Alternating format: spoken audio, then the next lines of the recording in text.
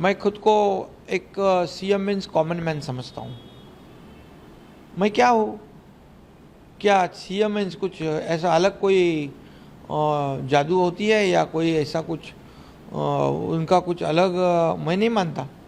सीधा लोगों में जाता हूँ, लोगों की सुनता हूँ, लोगों से बात करता हूँ, किसानों के खेती पे जाता हूँ। जब उनका नुकसान होता है बारिश में तब मैं उनसे बात करता हूँ, उनके आंसू पोंछता हूँ। सिर्फ आंसू पोंछता नहीं, उनको हेल्प करता हूँ।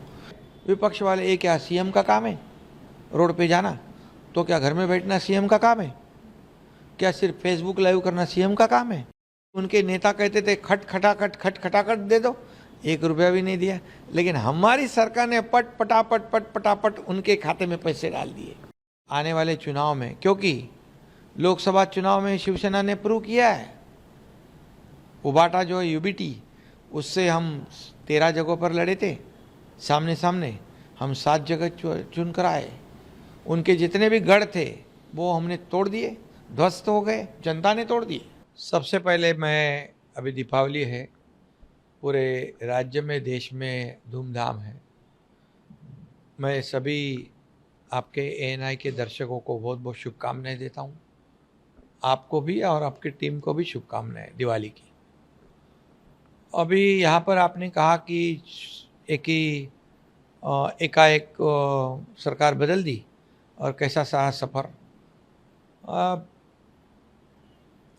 जब राज्य में महाविकास आघाड़ी एमवीए की सरकार थी उसमें भी मैं था, लेकिन जो सरकार बनी थी वो बाला साहब ठाकरे जी के विचारधारा के विरुद्ध बनी थी। शिवसेना भाजपा का गठबंधन था, गठबंधन की सरकार होनी चाहिए थी। हमने हमारे मुखिया को बहुत काफ़ी समझाया, लेकिन उन्होंने मुख्यमंत्री सीएमशिप पाने के लिए कांग्रेसियों के साथ गठबंधन कर दिया, गठजोड़ कर दी, जो बाला साहब ठाकरे जी हमेशा नहीं चाहते थे। वो कहते थे कांग्रेस को दूर रखो, कांग्रेस अगर मेरी पार्टी की नहीं होने दूंगा वरना मैं मेरी दुकान बंद करूंगा। लेकिन निजी स्वार्थ जागरूक होने के बाद मोह माया के जाल में फंस गए और सरकार उन्हीं के साथ बना दी। हम कार्यकर्ता लोग हैं कि पार्टी के आदेश को मानने वाले, अनुशासन को पालने वाले, मानने वाले लोग हैं। और उसमें देखा कि आगे चलकर हालात बदल सकते हैं क्या? क्या फिर हम लोग शिवसेना बीजेपी के गठबंधन की सरकार बना सकते हैं क्या? लेकिन हमारी लाख कोशिशों के बावजूद नहीं हुआ और दुर्भाग्यवश हमारे शिवसेना पार्टी का जो नुकसान हो रहा था, शिव सैनिकों का नुकसान हो रहा था, और शिवसेना पार्टी खत्म होने के कगार पर जब चलने लगी तब हमने निर्णय लिया कि इस महाराष्ट्र की जनता की आवाज़ क्या है। महाराष्ट्र की जनता को शिवसेना भाजपा का गठबंधन सरकार चाहिए। और हमारे विधायक जो है वो भी काफ़ी त्रस्त थे, उनके चुनाव क्षेत्र में कुछ काम नहीं हो रहा था, और इसलिए हमने सरकार पलट दी और शिवसेना बीजेपी गठबंधन की सरकार ला दी। मुझे फ़ख्र है, मुझे काफ़ी खुशी भी है, क्योंकि पिछले 2 सवा 2 साल में हमने जो काम किया, जो मौका हमें मिला, उसका मौके का फ़ायदा जो है हम आम जनता के हित के लिए किया। हमने निजी स्वार्थ को बाजू में रखा। मुझे क्या मिला इससे, मैं मेरे राज्य को क्या, मेरे देश को क्या मिलेगा और मेरे महाराष्ट्र की जनता को क्या मिलेगा, ये सोचकर हमने काम शुरू किया। मैं और देवेंद्र जी फडणवीस जी पहले दो ही जन हम सरकार में आए। मैं सीएम बना और डिप्टी सीएम बने और शुरुआत हो गई। पहले दिन से किसानों के लिए, कामगारों के लिए, महिलाओं के लिए, सभी वर्ग, युवाओं के लिए, गरीबों के लिए हमने काम करना शुरू किया। और आज 2 सवा 2 साल में डेवलपमेंट जो महाविकास आघाड़ी ने बंद करी थी, सब प्रोजेक्ट रुकाए थे, मेट्रो को रुकाया था, कारशेड को रुकाया था, बुलेट ट्रेन को रुकाया था, नागपुर मुंबई समृद्धि हाईवे को रुकाया था, कोस्टल हाईवे को रुकाया था। सभी जो प्रोजेक्ट है सभी में ब्रेकर डाल दिया था। हम आने के साथ सब ब्रेकर को हटा दिया। अब ये सब प्रोजेक्ट शुरू हो गए, सभी जगह चहल पहल शुरू हो गई, लोगों में हैप्पीनेस आ गया, एक प्रॉस्पेरिटी आई। उसके बाद इंडस्ट्री आ गई, इंडस्ट्री फ्रेंडली स्टेट बन गया। आज मैं दावे के साथ कहता हूँ कि 2.5 साल में इन्वेस्टमेंट कितना आया और हमारे 2 साल में कितना आया। मैं इतना ही कहूँगा कि हमारे कार्यकाल में 5 लाख करोड़ से ज़्यादा निवेश हो गया। पिछले 2 महीने में लगभग 1 से 1.5 लाख करोड़ के निवेश हो गए। और सिर्फ निवेश नहीं, सिर्फ इन्वेस्टमेंट कागज पर नहीं, एक्चुअली एग्जीक्यूशन हो गया 70 to 80%। और महाविकास आघाड़ी MVA के कार्यकाल में महाराष्ट्र तीसरे नंबर पे था। हम आते ही 6 महीने में महाराष्ट्र को नंबर 1 पे लाया। ये हमारे लिए बहुत खुशी की बात है। आज महाराष्ट्र GDP में फर्स्ट है, आज महाराष्ट्र FDI में फर्स्ट है, आज महाराष्ट्र GST में फर्स्ट है, आज महाराष्ट्र क्लीनलीनेस पे फर्स्ट है। और आज कल्याणकारी योजना जो है, वेलफेयर स्कीम जो है, ये मुख्यमंत्री मेरी लाडली बहना योजना है, मुख्यमंत्री युवा प्रशिक्षण योजना, अप्रेंटिसशिप वाली योजना है, जो स्टाइपेंड देने वाली योजना है, लड़कियों को मुफ्त में हायर एजुकेशन देने वाली योजना है, डॉक्टर वकील इंजीनियर बनना है वो योजना है। सभी योजनाएं हमारी शुरू है। मुझे काफ़ी खुशी है कि 2 साल में हमने बहुत कुछ करने की कोशिश की है। सर 24/7 आपका अगर बिना रुके बिना थके लगातार काम करते हैं, कोई छोटे से छोटा त्योहार का कहीं भी कहीं चौल में जाना हो या बड़ी जगह जाना हो, आप कहीं भी नहीं रुकते, आप हर जगह जाते। ऐसे लोकप्रिय नेता के रूप में आपको उभरे हैं इन सालों में। और आप अगर विपक्षी पार्टियों की बात की जाए तो आपको कहीं ना कहीं कठपुतली कहा जाता था कि आप एक कठपुतली की तरह है, आपको उस तरीके से प्रयोग किया जा रहा है। लेकिन वही जनप्रिय नेता कैसे हो? मुझे इस बात की खुशी है कि 2 साल में जो हमने हार्ड वर्किंग की है उसका एप्रिसिएशन खुद हमारे देश के आदरणीय प्रधानमंत्री मोदी जी ने किया। उन्होंने कहा है एक बहुत ही मेहनती, ईमानदार और जवान देके जवान को, कमिटमेंट को मानने वाला एक कार्यकर्ता। अमित भाई भी हमारे साथ पीछे खड़े हैं, उन्होंने भी काफ़ी हमें सहयोग किया। मोदी जी महाराष्ट्र में आते समय बहुत खुश रहते, क्योंकि हमारा काम देखकर वो आने के बाद हमें भी खुशी होती है कि महाराष्ट्र में मोदी जी आते हैं तो महाराष्ट्र को कुछ ना कुछ देख के जाते हैं। आज केंद्र और राज्य सरकार एक ही विचारधारा वाली दोनों पार्टियां हैं। राज्य भी एक विचारधारा, केंद्र भी विचारधारा, ये डबल इंजन की सरकार जो हमारी है उसकी वजह से हमें काफ़ी फ़ायदा हुआ है। हमारा हर एक प्रस्ताव को वो पारित कर देते हैं, हमें बहुत मार्गदर्शन भी करते हैं और उनके मार्गदर्शन में हमें काम करने का सौभाग्य मिला है। हमें जब भी कुछ भी तकलीफ होती है, मैं ये एक बात कहूँगा कि कोऑपरेटिव सेक्टर में शुगर इंडस्ट्री जब तकलीफ में थी तो सहकारिता मंत्री अमित भाई ने 10,000 करोड़ रुपए का इनकम टैक्स वेव कर दिया आदरणीय मोदी जी के मार्गदर्शन में। तो ये जो है हमें इसका फ़ायदा हो रहा है और इसलिए मैं 24/7 आपने कहा है, सही बात है, मैं खुद को एक CM मीन्स कॉमन मैन समझता हूँ। मैं क्या हूँ? क्या CM मीन्स कुछ ऐसा अलग कोई जादू होती है या कोई ऐसा कुछ उनका कुछ अलग मैं नहीं मानता। मैं कॉमन मैन खुद को मानता हूँ, इसलिए मेरा प्रोटोकॉल ये वो सब मेरे आड़े नहीं आता। मैं सीधा लोगों में जाता हूँ, लोगों की सुनता हूँ, लोगों से बात करता हूँ किसानों के खेती पे जाता हूँ, जब उनका नुकसान होता है बारिश में, तब मैं उनसे बात करता हूँ, उनके आंसू पोंछता हूँ। सिर्फ आंसू पोंछता नहीं, उनको हेल्प करता हूँ। किसानों को हमारी सरकार ने हमेशा मदद की है। किसान हमारे सरकार के तिजोरी पर पहला अधिकार जो है हमारे बड़ी राजा किसान का है, ऐसा मैं मानता हूँ। इसलिए हमने नुकसान भरपाई देने में 15,000 करोड़ रुपए 2 साल में दिए।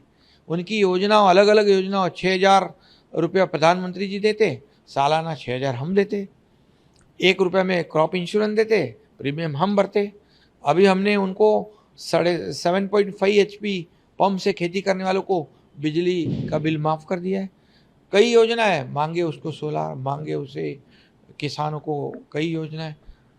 45,000 करोड़ रुपया हमने किसानों के ऊपर सरकार ने खर्च किए है।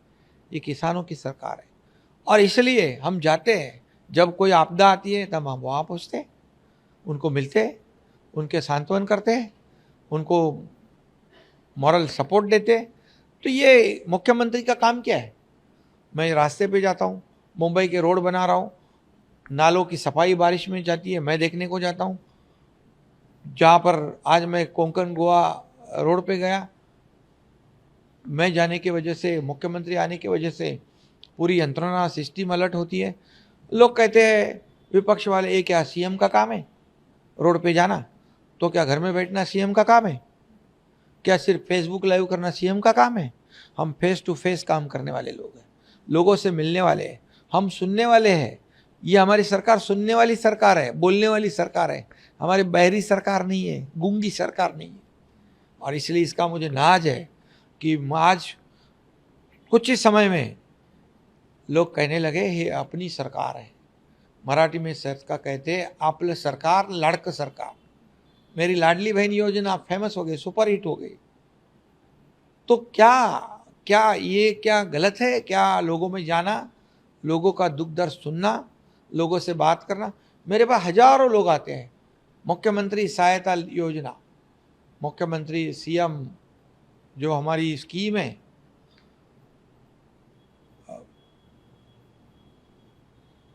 उसमें 350 करोड़ रुपया 2 साल में हमने दिए। पिछले सरकार ने सिर्फ 2 करोड़। क्या ये पैसे किसके हैं? ये लोगों के पैसे हैं। लोगों की जान बचाने के लिए इसको खर्च करना चाहिए। तो मैं कहीं पर भी, मंत्रालय में, मेरे घर पे, गाड़ी में, प्रोग्राम में, कहीं पर भी मुख्यमंत्री सीएम रिलीफ फंड का पर्चा आता है, मैं तुरंत साइन करता हूँ। 1 लाख लोगों की जान बच गई है। ये मेरे लिए बहुत सौभाग्य की बात है। मैं बहुत ही समाधानी हूँ। लेकिन सर, अगर बात करें, आपने कहा कि लाडली बहन योजना सुपर प्रिय योजना बन गई, लेकिन ये सुपर हिट योजना को लगातार इसकी जो है आलोचना हो रही है। विपक्ष लगातार कह रहा है कि लोकसभा में, महाराष्ट्र में आपकी डबल इंजन की सरकार फेल हुई, अच्छा रिजल्ट नहीं कर पाई, और अब ये देवड़िया बांटना है, मतलब ये फ्रीबीज जो आप दे रहे हैं ये सिर्फ लोक लुभावन है, सिर्फ जनता का दिल जीतने के लिए आप लोग कर रहे हैं, इलेक्शन जीतने के लिए कर रहे हैं। इसके अलावा टोल टैक्स फ्री किया है, तमाम जो भी अभी फिलहाल आप लोग कर रहे हैं सर, सिर्फ और सिर्फ ये सब अनएक्सपेक्टेड है विपक्ष के लिए, क्योंकि उनको लग रहा था ये क्या करने वाले हैं, ये कठपुतलियाँ है। उनको ये नहीं पता था कि इतनी बड़ी जोरों से ये स्कीम चलाएंगे, डेवलपमेंट को आगे बढ़ाएंगे, इंडस्ट्री इनके ऊपर भरोसा करेगी, क्योंकि हमारी सरकार लोगों के लिए काम करती है और पिछली सरकार खुद के लिए काम करती थी, खुद की प्रॉपर्टियां बनाने के लिए, खुद का स्वार्थ के लिए।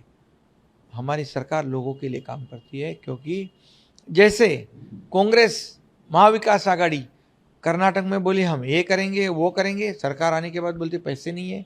हिमाचल में योजना बंद कर दी, राजस्थान में बोले किसानों की कर्ज माफ़ करेंगे, 300 किसानों ने आत्महत्या कर ली।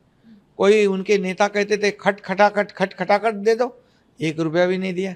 लेकिन हमारी सरकार ने पट पटापट उनके खाते में पैसे डाल दिए। लाडली बहन योजना के पैसे कोड ऑफ कंडक्ट में नहीं अटकने चाहिए। इसलिए अक्टूबर के पैसे, नवंबर के पैसे भी हमने अक्टूबर में दे दिए। अभी आपको मैं कहता हूँ, नवंबर 20 को चुनाव है, 23 को रिजल्ट है, उसके बाद इसी नवंबर में हम दिसंबर के पैसे देंगे, क्योंकि हमारी नीयत साफ है। हम देने वाले हैं, लेने वाले नहीं। आज किसी ने कहा ऐसे थोड़ी पैसे बांटते, क्या ये क्या हमारी पिताजी की प्रॉपर्टी है क्या? ये पैसे क्या हमारे हैं? ये जनता के पैसे हैं, ये जनता को ही देने चाहिए। पूछो वो मेरी लाडली बहना को क्या गरीबी है उनकी, ये 1,500 महीने के उनके कितने मददगार हो रहे हैं। मैं भी एक गरीब परिवार से, मैं किसान परिवार से हूँ, मैं किसान का बेटा हूँ, मैं गरीब परिवार से आया हूँ। गरीबी मैंने देखी है। मेरी माँ कैसे घर चलाती थी, कैसे फीस भरती थी, कैसे दूध के पैसे बिल भरते, कैसे राशन, कैसे क्या, ये सब चलाते वक्त तो मैंने देखा है। मेरी पत्नी मेरा कैसे घर चलाती थी।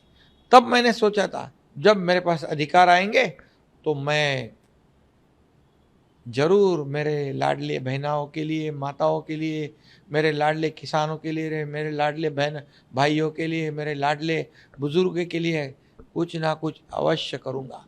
और जैसे मेरे पास अधिकार आ गए, मेरे दोनों डिप्टी चीफ मिनिस्टर देवेंद्र जी, अजीत दादा, इनको मैंने कहा हमें ये करना है और हमने कर दिया। ये विपक्ष को हजम नहीं हुआ है, उनके पैरों तले जमीन खिसक गई है, उनके सीने में धड़की भरी है।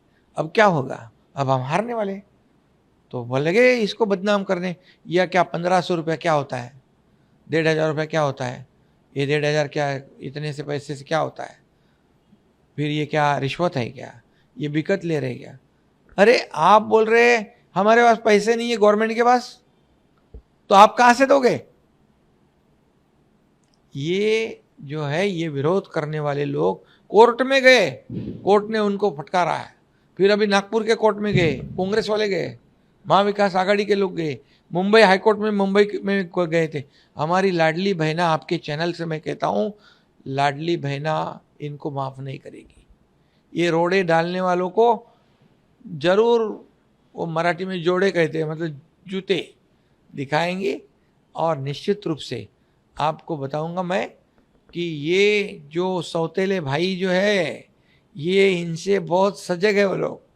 और आने वाले चुनाव में मेरी लाडली बहना जो है, मैंने कहा है कि हम सिर्फ 1500 रुपये तक सीमित नहीं रहेंगे, आशीर्वाद मिले तो हम बढ़ाएंगे और बढ़ाएंगे।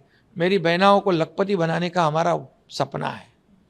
ये देने वाली सरकार है, ये मेरा चैलेंज है और हम करके दिखाएंगे। लेकिन खटखटाखट वादे करने वाले अब खुद उनके अध्यक्ष है, यानी कि कांग्रेस की जो उनकी अहली पार्टी है, कांग्रेस के अध्यक्ष अब ये कह रहे हैं, अपने कार्यकर्ताओं को उन्होंने हिदायत दी, अपने लीडर्स को कहा है कि कर्नाटका में फाइनेंशियल क्राइसिस की स्थिति उत्पन्न हो गई है, इतनी योजनाओं का ऐलान किया जो कि पूरा नहीं हो पा रहा है। महाराष्ट्र में ऐसे कोई भी वादे नहीं करना कि जो पूरा नहीं हो पाए। अब खुद वो सामने से आके ये बात है। सही बात है, क्योंकि देने की उनकी नीयत नहीं है, देने का कभी उनको पता नहीं, उनको लेने का पता है कांग्रेस को। और उनको ये मालूम है, एक बार राजीव गांधी जी ने कहा था केंद्र 1 रुपया देता है तो जो एंड यूज़र है जो उसको 15 पैसे मिलते हैं। मतलब करप्शन कितना है, 85%। हमारे मोदी जी 1 रुपया भेजते तो पूरा 1 रुपया बंदा हमारे डीबीटी में जाता है। तो उन्होंने देना सीखा नहीं है। और दूसरी बात, हमने पूरा आरबीआई, केंद्र सरकार, सबकी गाइडलाइन फॉलो की है। हमने जीडीपी के 25% लोन उठा सकते हैं, हमारा लोन 17.5 है। हम एफआरबीएम के 3% से अंदर है। हर गाइडलाइन को हम फॉलो करते हैं, कोई वायलेशन हमने नहीं किया है। इसलिए हम पूरे साल का बजट इनके लिए रखा है, इसलिए ये योजना बंद नहीं होगी। मैं कहता हूँ कोई भी माई का लाल आवे, ये मुख्यमंत्री लाडली बहन योजना बंद करेगा नहीं, बंद होगी नहीं, हम बंद होने नहीं देंगे। अभी क्या बोलते हैं, जितनी योजना की उसकी इंक्वायरी करेंगे, ये बंद करेंगे, चौकसी करेंगे, और जिन्होंने जो दोषी पाए उनको जेल में डालेंगे। मतलब हमने शुरू किया, हमारे को जेल में डालेंगे, सबको जेल में डालेंगे। क्या उनको इसका मतलब है ये लाडली बहना के वजह से बहुत वो उनको हजम नहीं हुआ है, वो तितर बितर हो गए हैं। और इसलिए हमारी लाडली बहना इस चुनाव में उनको घर में बिठाएगी। सर, आप लोगों पर एक और आरोप लगा कि आप लोग पुलिस तंत्र का चुनाव आयोग भी कहीं ना कहीं आप लोगों का साथ दे रहा है। विपक्ष के नेता संजय राउत का बयान आया कि आप लोगों ने 2019 में डीजीपी के माध्यम से बाकायदा जो है रश्मि जी के माध्यम से आप लोगों ने फोन टैपिंग करवाई, शरद पवार का फोन टैप करवाया, नाना पटोले का फोन टैप करवाया, फडणवीस जी को जानकारी दी। इस तरीके से तोड़ मरोड़ की सरकार बनी। अभी इस समय इलेक्शन के समय जब हम उन्हें चेंज करने के लिए कह रहे हैं तो चेंज नहीं किया जा रहा है। चुनाव आयोग भी ये कह रहा है झारखंड में बदल सकता है, तो यहाँ क्यों नहीं बदल सकता? विपक्ष ने हमेशा जब फैसला उनके बाजू से आया तो चुनाव आयोग अच्छा, फैसला उनके बाजू से आया तो कोर्ट अच्छा, फैसला उनके खिलाफ गया, फैसला उनके बाजू से आया तो ईवीएम मशीन सही बात। जब वो जीतते हैं तो बोले ईवीएम मशीन बराबर है, जब हारते बोले ईवीएम मशीन खराब है, चुनाव आयोग खराब है। न्यायालय के ऊपर भी आरोप लगाते हैं, उनको भी मार्गदर्शन करते। और अभी तो वोटर लिस्ट पे भी उन्होंने कुछ तो आक्षेप लिया है। जब उनको उनके बाजू से आता है फैसला तो वो यंत्रणा अच्छी, जब उनके खिलाफ जाता है तो वो यंत्रणा झूठी। ये आरोप लगाने की बात है। जब उनको हार दिखती है, उनको पता चलता है हम हारने वाले हैं, तो बहाना तो चाहिए, वो बहाना पहले से बनाते हैं। सर, महायुति में अगर सीट शेयरिंग की बात करें तो कई नेता जो है उनको मनाने के लिए आप लोगों का क्या प्रयास चल रहा है? मीटिंग भी लगातार आप लोग कर रहे हैं, किस तरीके का प्रयास चल रहा है, कैसे? महायुति में देखिए, ये चुनाव जब होते हैं तो हर पार्टी के कार्यकर्ता को लगता है कि उम्मीदवारी मिलनी चाहिए। ये कोई गलत बात नहीं है, गैर बात नहीं है। कार्यकर्ता काम करता है, जरूर उसको लगता है। लेकिन जब हमारी पार्टी महायुति निर्णय लेती है तब हमारे कार्यकर्ता कोई भी बगावत नहीं करता है और वो सहयोग करता है। इसलिए महायुति में कोई अनबन नहीं है। जो दो चार जगह पर आगे पीछे वो भी सलट जाएगा। महायुति पूरी मजबूती से ये चुनाव को सामने जा रही है, काम के बलबूते पर। 2 साल का काम हमारा, 2.25 साल का, 2.5 साल का उनका। चलो, रिपोर्ट कार्ड देने वाली हमारी सरकार है। रिपोर्ट कार्ड देने वाला भी हिम्मतबाज होता है, हिम्मत लगती है, काम किया होना चाहिए तब रिपोर्ट कार्ड बनता है। मैं कहता हूँ दावे के साथ, उन्होंने कहना चाहिए 2.5 साल में हमने ये काम किया। हम कहते हैं 2-2.25 साल में हमने ये काम किया। होने तो दूध का दूध, पानी का पानी। नवाब मलिक पर आपकी क्या रिएक्शन है? क्या, क्योंकि बहुत ज्यादा नाराज दिखी और स्टैंड क्लियर कर दिया। हालांकि आपके शिवसेना, आपके गुट के भी तमाम नेता सामने आए, उन्होंने भी बोला कि हम बिल्कुल नवाब मलिक के पक्ष में नहीं है। आपका क्या स्टैंड? हमारी भूमिका पहले से वही थी, वही है। हमारा तो कैंडिडेट भी खड़ा है उधर। तो आप लोगों की क्लियर है स्टैंड? क्लियर पहले जो था वो आज भी है, क्योंकि हम बाला साहब ठाकरे जी के विचारधारा वाले हैं, आनंद दिघे जी की विचारधारा वाले हम हमारा स्टैंड नहीं बदलते। आपको लगता है अजीत पवार इसमें पीछे स्टेप ले लेंगे? क्योंकि उन्होंने खुद कहा है आज कि 4 तारीख को पिक्चर जो है वो क्लियर। ठीक है ना, 4 तारीख को देखते हैं। अजीत पवार हमारे साथी है, सहयोगी है। हम्म। हम सहयोग से काम करते हैं, एक दूसरे की मदद से। सर, आपकी एक नेत्री शाइना जी हैं जो कि मुंबा देवी से कंटेस्ट कर रही हैं, उनके ऊपर जिस तरीके से अपशब्द का प्रयोग किया यूबीटी के लीडर ने, उस पर आपकी क्या प्रतिक्रिया है, क्या कहेंगे? बहुत ही दुर्भाग्यपूर्ण बात है एक बहन के बारे में ऐसी बातें करना। ये बहुत ही निंदाजनक है। इसकी कितनी निंदा करें उतनी कम है। बाला साहब ठाकरे जी के विचार वाले कहते हैं, और विचार कैसे है देखो। बाला साहब ठाकरे जी अभी रहते तो सही में मुंह तोड़ देते। मैं इतना ही कहूँगा, इनकी फितरत ही है ऐसी। हम गुवाहाटी में तब भी ऐसे ही उन्होंने बदनाम किया था हमारे महिलाओं को, हमारे बहनों को। अभी सारी बहनें ये आने वाले चुनाव में ऐसे जो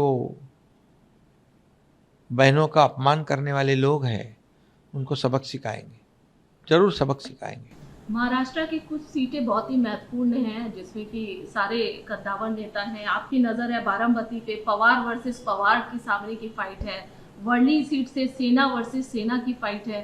आप पूरे इसको कैसे देखते हैं? देखिए, चुनाव तो चुनाव के जैसा लड़ा जाता है, फाइट तो होती है। हम किसी को कमज़ोर नहीं समझते। हमारी जनता जो है वो तय करती है किसको जिताना किसको हराना। इसलिए चुनाव चुनाव की तरह हम लड़ते हैं, कोई भी चुनाव हो, और हम काम के बलबूते पे लोगों के सामने जाते हैं। डेवलपमेंट का एजेंडा हमारा है, डेवलपमेंट के एजेंडे पर हम काम करते हैं। हम चुनाव में सामने जा रहे हैं, हम फेक नैरेटिव नहीं फैलाते। ये कांग्रेस महाविकास आघाड़ी ने लोकसभा में फेक नैरेटिव फैलाया, संविधान बदलेंगे, बाबा साहेब अम्बेडकर जी का संविधान बदलेंगे, रिजर्वेशन खत्म करेंगे, ये करेंगे वो करेंगे, डराया धमकाया। लेकिन अभी महाराष्ट्र की जनता बहुत समझदार हो चुकी है, सजग हुई है, और आने वाले चुनाव में काम करने वाले लोगों के साथ खड़ी रहेगी, योजना देने वाले के साथ खड़ी रहेगी, घर में बैठने वालों के साथ नहीं, उनका साथ नहीं देगी। सर, राज ठाकरे आपके बहुत ही अच्छे मित्र रहे हैं, टिप्पणियां की जा रही है, उनके पुत्र हालांकि कंटेस्ट कर रहे हैं अमित ठाकरे, तो इसलिए लगातार टिप्पणियां हो रही है कि वो डरे हुए थे। पहले तो वही इंसान थे जो अमित शाह और मोदी को यहाँ पर आने से रोकते थे, आज उनका मुंह बंद हो गया है, आज वो कुछ नहीं बोल पाते हैं। उनके बेटे पर भी बहुत सारी फप्तियां कसी जा रही है, टिप्पणियां हो रही है, आप कैसे देखते हैं? देखिए, वो लोकसभा में हमारे साथ थे, मेरी उनकी बातचीत भी हुई थी कि क्या आपका क्या रणनीति है। तो कहे शिवसेना बीजेपी एनसीपी का होने दो, उसके बाद हम बात करते हैं। लेकिन उन्होंने तो डायरेक्ट कैंडिडेट खड़े कर दिए। अभी हमारा भी वहाँ पर जो 2-3 बार से विधायक है, हमारा पुराना कार्यकर्ता है, वो विधायक है वहाँ पर, उससे भी मैंने बातचीत की। उनके कार्यकर्ता इतने बहुत ही एग्रेसिव है चुनाव लड़ने में, तो कार्यकर्ताओं को भी ध्यान रखना चाहिए हमें, कार्यकर्ताओं का भी मनोबल टूटना नहीं चाहिए, ये भी नेता का काम होता है। और निश्चित रूप से आज की तारीख में हमारा शिवसेना, भारतीय जनता पार्टी और एनसीपी अजित पवार, इनका गठबंधन है। हम उसी गठबंधन के तहत हम चुनाव लड़ रहे हैं। हमारे साथ हमारे आरपीआई के आठवले जी है, जन सुराज है, और हम चुनाव लड़ रहे हैं। चुनाव हम लड़ेंगे, जीतेंगे, बहुमत पाएंगे पूरी तरह। तो सवाल ये उठे कि जब एक नेता सुरक्षित नहीं है तो आम जनता कैसे सुरक्षित होगा? दूसरी तरफ बड़े बड़े जो अभिनेता हैं जैसे कि सलमान खान है, इनको भी लगातार थ्रेटनिंग आना, इस तरीके की चीजें, तो कैसे तमाम जो बिंदु है जो देख रहे हैं उसको किस तरीके से आप कंट्रोल कर रहे हैं? राज्य की सुरक्षा, लॉ एंड ऑर्डर, कानून व्यवस्था बनाए रखने की जिम्मेदारी सरकार की है, निश्चित रूप से सरकार की है। जो घटना हुई है, वारदात हुई है, बहुत ही दुर्भाग्यपूर्ण है, लेकिन जिन्होंने ये घटना की है, जो गुनाहगार है, उनको कई लोगों को हिरासत में लिया है, और इस घटना के रूट तक सरकार जाएगी, गृह विभाग जाएगा, और जो भी है इसमें उसको बख्शा नहीं जाएगा, उसके ऊपर कड़ी कार्रवाई की जाएगी। एक अंतिम सवाल सर, 2024 विधान जनता किस पर विश्वास करे? क्योंकि महाराष्ट्र में पहले शिवसेना जो स्ट्रॉन्ग एक पार्टी थी 2 गुटों में बटी, एनसीपी 2 गुटों में बढ़ गई, महायुति हो गई, महाअगाड़ी हो गई, पार्टियां अलग हो गई, सबके अलग अलग आइडियोलॉजी हो गए। तो जनता को सबने अपने अलग अलग वादे किए, अब जनता जाए तो जाए कहाँ, किस पर विश्वास करे? और अगर महायुति पर विश्वास करे तो उसकी क्या वजह? काम, डेवलपमेंट, राज्य का विकास, आम आदमी के जीवन में परिवर्तन, यही तो हमारी सरकार ने किया है। इसलिए जो काम करेगा, जो इस राज्य का विकास करेगा, उसी के साथ जनता जाएगी। और मुझे पूरा भरोसा है, पूरा विश्वास है कि आने वाले चुनाव में, क्योंकि लोकसभा चुनाव में शिवसेना ने प्रूव किया है, उबाटा जो है यूबीटी, उससे हम 13 जगहों पर लड़े थे, सामने सामने हम 7 जगह चुन कर आए। उनके जितने भी गढ़ थे वो हमने तोड़ दिए, ध्वस्त हो गए, जनता ने तोड़ दिए। और जो ओरिजिनल शिव सैनिक है, वोट शेयर है, वो धनुषबाण के पास आया है, शिवसेना के पास आया है। तो इस चुनाव में भी उसी की पुनरावृत्ति होगी और महायुति पूरी ताकत से मेजोरिटी पाएगी। और आप ही के नेतृत्व में एक बार फिर से सरकार चलेगी, आप ही होंगे मुखिया, आप ही होंगे सीएम दोबारा से? अभी तो मैं यहाँ टीम का लीडर हूँ, हमारी टीम काम कर रही है। हमारे पास कोई ऐसा नहीं है कि ये पहला नंबर, ये दूसरा नंबर, ये तीसरा नंबर। हमारे पास हम टीम बनकर काम कर रहे हैं और सामने मुझे बनाओ, मुझे बनाओ, मुझे बनाओ, मेरा चेहरा बनाओ, मेरा चेहरा बनाओ, ये क्या चल रही है? अरे मुझे क्या मिला इससे, मैं जनता को क्या दूंगा, ये सोचने वाले लोग चाहिए। आज अगर उनके चेहरे पे ही, उनकी अघाड़ी एमवीए में ही एक मत नहीं है तो महाराष्ट्र की जनता को कैसे वो पसंद होगा? इसलिए मैं आपको बताऊंगा, हमारे में कोई रेस नहीं है, कोई कंपटीशन नहीं है। हमारा टारगेट है, हमारा लक्ष्य है महायुति की सरकार लाना, महायुति मेजोरिटी से लाना और राज्य का विकास करना, आम जनता को उनके जीवन में बदलाव लाना। लेकिन मुखिया का फेस तो एक ही होगा ना? हम 3 लोग हैं ना, टीम है हमारी, टीम वर्क है।